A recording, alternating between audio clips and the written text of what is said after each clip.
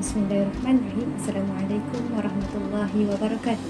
Hari ini saya akan menceritakan tentang ketokohan dan sumbangan seorang ulama, pemikir Islam dan sarjana Islam. Beliau merupakan seorang yang sangat dikenali dalam kalangan masyarakat.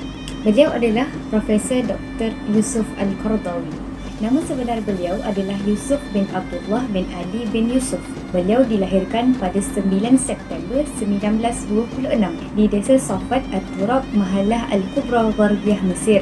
Ayah beliau merupakan seorang petani, manakala ibu beliau merupakan seorang peniaga. Ayah beliau meninggal sewaktu beliau berusia 2 tahun, manakala ibu beliau meninggal sewaktu beliau berusia 15 tahun. Selepas ibu beliau meninggal dunia, beliau tinggal bersama bapa saudaranya iaitu Ahmad. Gelaran Al-Qaradawi diambil sempena nama perkampungan iaitu Al-Qardah. Sebutan sebenar Al-Qaradawi adalah Al-Qaryah wa Al-Kutab, tetapi penduduk Syam menyebutnya sebagai Al-Qaradawi. Kita pergi kepada pendidikan beliau. Pada usia 5 tahun, beliau telah dihantar ke Kutab untuk menghafaz Al-Quran. Seterusnya, sewaktu beliau berusia 7 tahun, beliau telah dihantar ke sekolah rendah di Madrasah Ilzamiyah. Beliau mengikuti 2 sesi pembelajaran iaitu pagi dan petang, yang mana pada waktu pagi, pembelajaran bagi pengetahuan umum di sekolah kerajaan, manakala petang adalah pembelajaran kelas agama. Setelah itu, beliau dimasukkan ke Mahat Rendah Tanta atau dikenali sebagai Mahat Ibtidaiyah selama 4 tahun dan seterusnya ke Mahat Menengah atau Mahat Sanawi selama 5 tahun. Kedua-dua mahat ini adalah di bawah penguasaan Al-Azhar. Beliau telah menyambung pelajaran ke Universiti Al-Azhar dan menamatkan pengajian di Fakulti Usuluddin. Beliau menyambung lagi pengajian dalam bidang bahasa Arab selama 2 tahun dan memperoleh ijazah dan diploma pendidikan dengan pangkat pertama daripada 500 mahasiswa.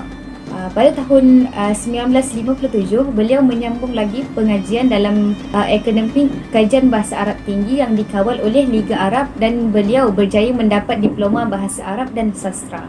Pada tahun 1960, beliau menyambung pelajaran dalam bidang tafsir dan hadis di Fakulti Usuluddin dan dapat menamatkan pengajian dengan jayanya.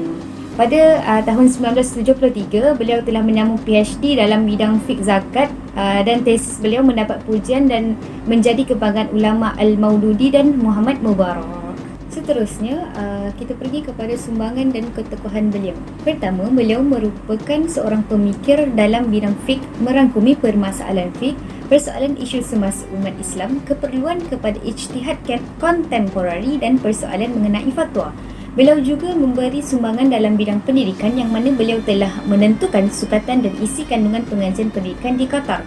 Beliau juga telah menulis 120 buah buku dalam pelbagai bidang seperti akidah, sumber hukum Islam, usul al-fiqh, ibadah, ahli wanita dan kekeluargaan, kemasyarakatan, ekonomi, kewangan, perubatan, politik dan pemerintahan. Seterusnya, beliau komited dengan aktiviti dan inisiatif dakwah dan program televisyen serta program atas talian.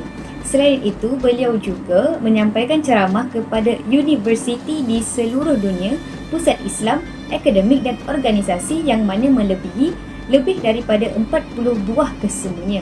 Beliau juga mengadakan kunjungan, perbincangan dan pertemuan dengan beberapa negara di Asia, Afrika, Eropah, Amerika dan Australia. Di samping itu, beliau juga merupakan seorang pendorong utama terbentuknya bank-bank Islam di seluruh dunia dan telah menjadi penasihat syariah di beberapa bank Islam. Sumbangan dan ketokohan yang dapat diambil oleh beliau adalah beliau merupakan pengasas kepada gerakan Islam dan beliau juga telah turun padang untuk bersama-sama melakukan kerja-kerja amal. Kesimpulannya, beliau bukan sahaja tokoh ulama, pemikir Islam dan sarjana Islam, bahkan beliau juga seorang leader kepada anak buahnya. Beliau juga telah mengajak umat Islam untuk kembali kepada fitrah iaitu mengikuti Al-Quran dan As-Sunnah dalam kehidupan. Beliau juga harus dijadikan contoh kepada apa jua aspek kerana beliau boleh dikatakan mahir dalam pelbagai bidang ilmu. Itu sahaja dari saya. Assalamualaikum warahmatullahi wabarakatuh.